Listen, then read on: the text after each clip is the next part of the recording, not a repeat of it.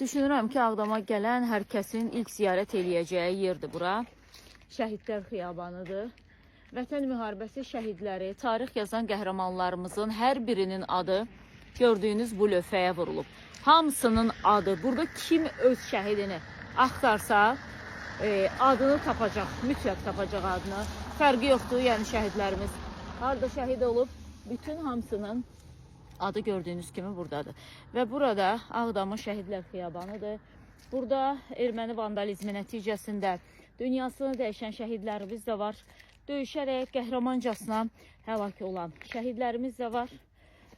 Məsəl üçün birini 1993-cü ildə 1-ci Qarabağ savaşında şəhadətə ucalan şəhidlərimizdən biri. Ağdam rayonunun Xıdırlı kəndinin şəhididir.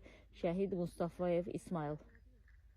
Ata və oğul şəhidlər Abdulov Zahid Yelmaroğlu, Abdulov Yelmar İskəndəroğlu.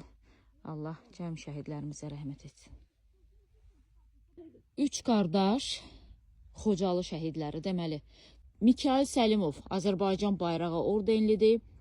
Araz Səlimov Xocalı şəhər sakini milli qəhrəmandır və digər qardaş da şəhid Fəxrəddin Səlimov. Bir ailədən 3 övlad, 3'ü də hərbçi. Biri milli qəhrəman, digəri də Azərbaycan bayrağı ordenli. Allah rəhmət eləsin həmsinə. Daha bir 2 qardaş şəhid Məhərrəmov İlqar Yusifoğlu və Məhərrəmov Etibar Yusifoğlu. Ata Çobanov tapdıq və balası Çobanova nəzakət. 1992-ci il 26 fevralda erməni vəhşiliyi nəticəsində şəhid olan ata və övladı.